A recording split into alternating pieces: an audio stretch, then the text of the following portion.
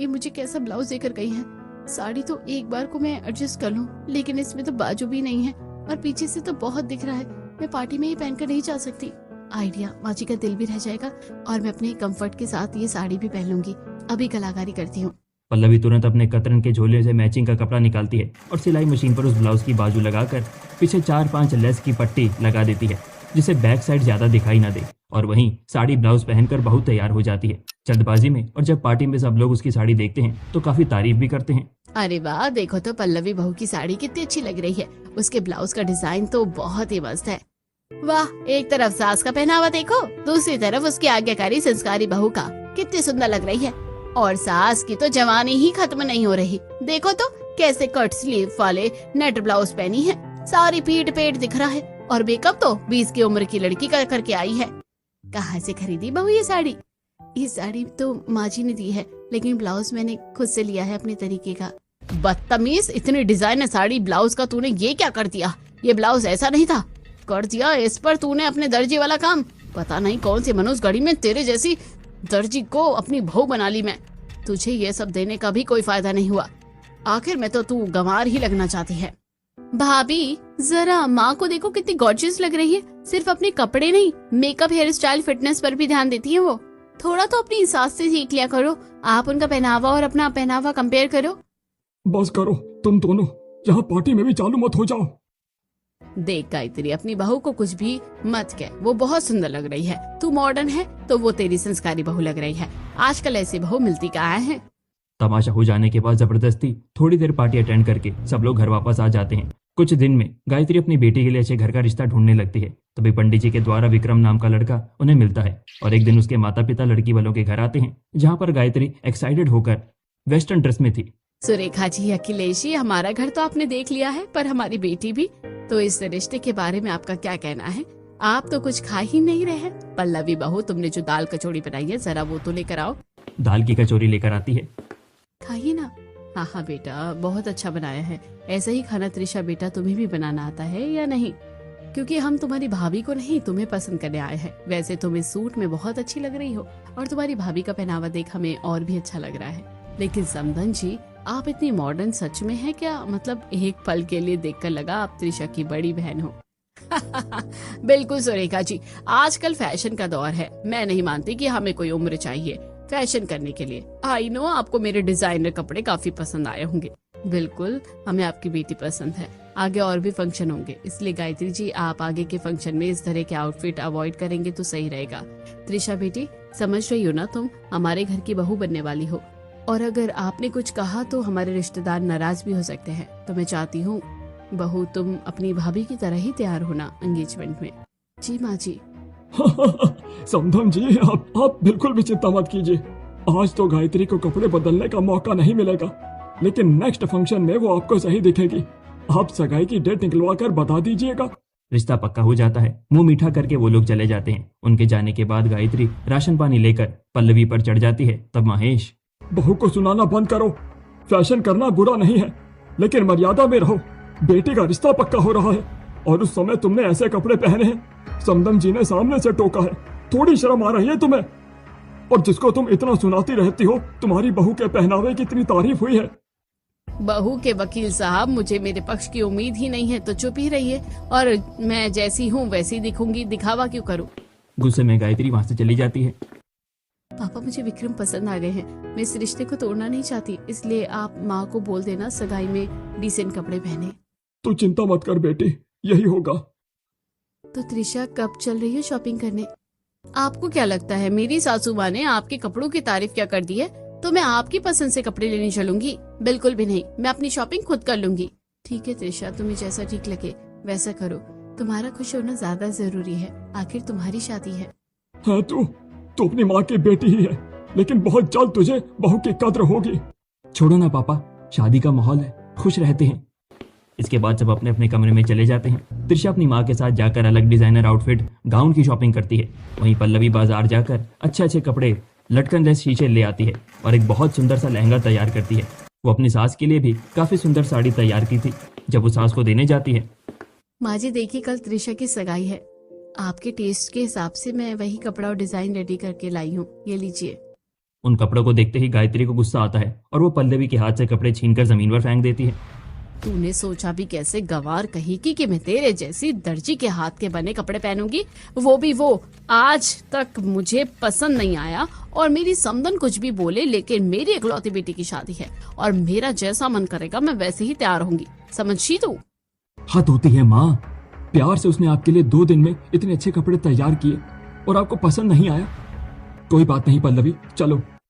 गायत्री अपनी बेटी त्रिशा के साथ सैलून जाती है, फेशियल, मैनिक्योर, पेडिक्योर सब करवाती है और फिर वहीं पर ही मेकअप करके तैयार हो जाती है। जहां त्रिशा ने अपनी एंगेजमेंट के लिए सुंदर सी गोल्डन गाउन पहनी थी, वहीं गायत्री ने ऑफ शोल्डर के साथ शर्ट पहना था, साथ में ऊंची हील, एचडी मेकअप। माँ मेरी सगाई के हिसाब से ही ज्यादा है, आप कुछ और पहन लो ना। अरे त्रिशा, मैंने आंटी को बेस्ट डिजाइनर से ही आउटफिट दिलवाया है, कितनी सुंदर लग रही है वो, पहनने दो ना। हाँ बेटा। कुछ देर बाद सभी सगाई के वेन्यू पर पहुंचते हैं। सुंदर सी गोल्डन साड़ी और गुलाबी ड्रेस के साथ बालों में गजरा लगाकर सबका स्वागत कर रही थी। सब पार्टी में सब लोग बहू की तारीफ करते हैं और जैसे ही सुरेखा और बाकी के लोग गायत्री को देखते हैं, सबका मुंह बन जाता है। त्रिशा बेटा, मैंने कहा था ना कि हमारे रिश्तेदार आएंगे, देख सबका मुंह लटक गया है। मैं ये सगाई रोकना नहीं चाहती, लेकिन आखिरी बार बोल रही हूँ, अपनी मम्मी को समझा देना कि आगे के फंक्शन में ये सब ना पहने। हाँ समधम जी, आपको समझना चाहिए। बाप रे, बेटी की सगाई में ऐसे कौन सी माँ ऐसे अभद्र कपड़े पहनती है।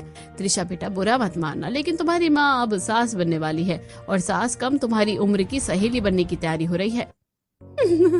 त्रिशा, तेरी सगाई है या तेरी मम्मी की? आंटी तो तेरी शादी की सारी लाइमलाइट ले लेगी अगर ऐसे ही कपड़े पहनती रही तो।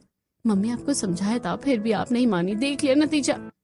क्या गायत्री, तेरी बहू का पहनावा देख, हमेशा सीधी सुलझी हुई संस्कारी लगती है। और मैंने तो सुना है कि अपने कपड़े भी वो खुद बनाती है। कुछ नहीं हो रहा था तो बहू के बने कपड़े ही पहन लेती। आप लोग कौन से जमाने में जी रहे हैं, आजकल मॉडर्न समय है। मैंने इतना भी कुछ हाईलाइट नहीं पहना है जो आप सब ऑफेंस हो रहे हैं। मेरी बहू के पहनावे को मुझसे तो कंपेयर मत कीजिए।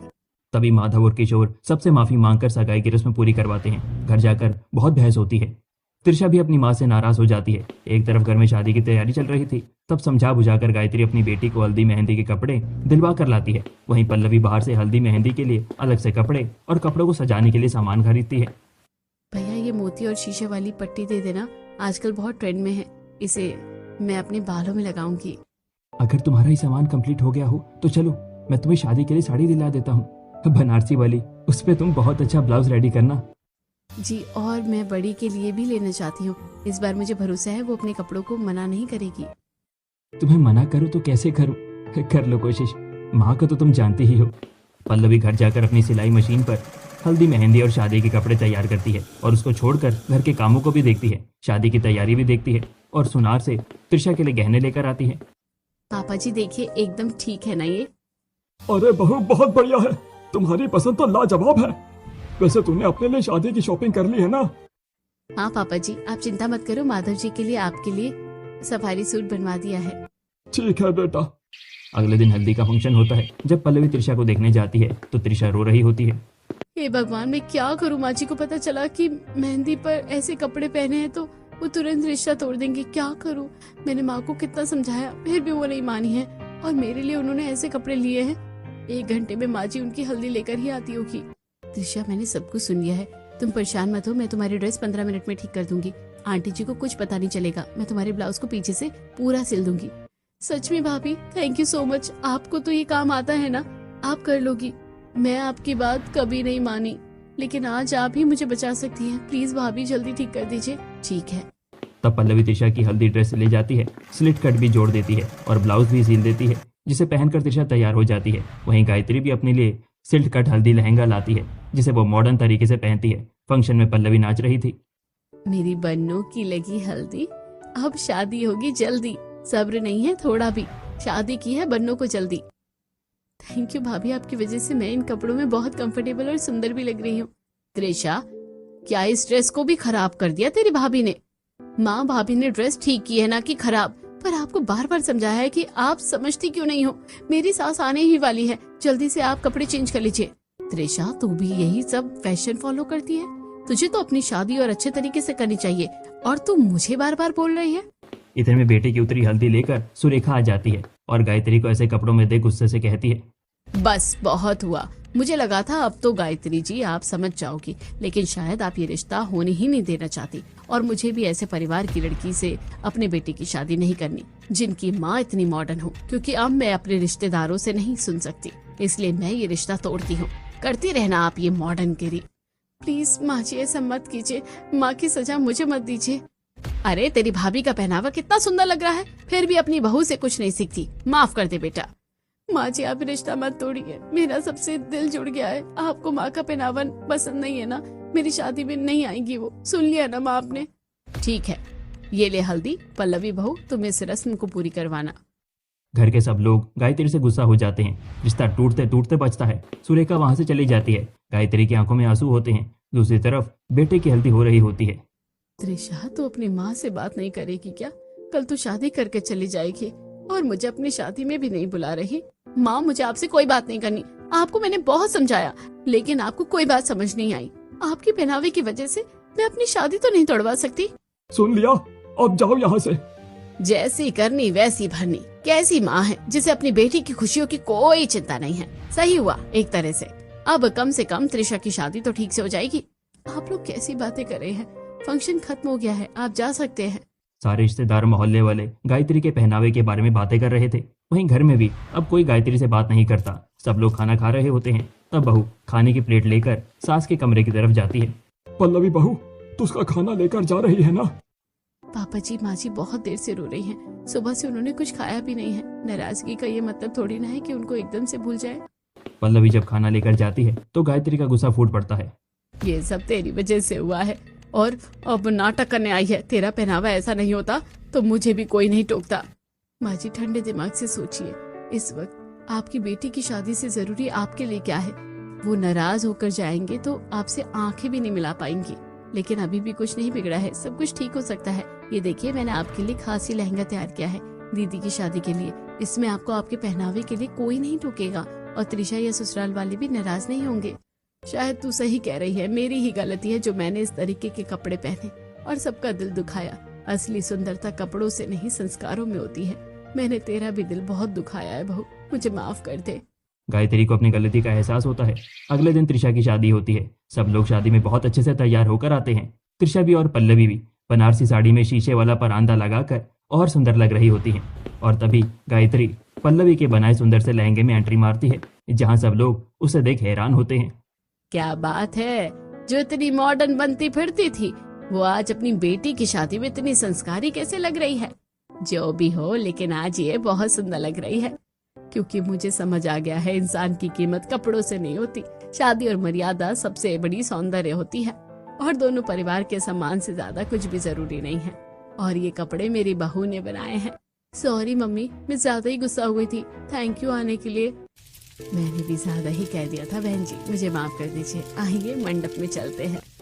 सब मंडप की तरफ बढ़ते हैं और विक्रम त्रिशा की धूमधाम से शादी करवाते हैं। इस तरह सब खुशी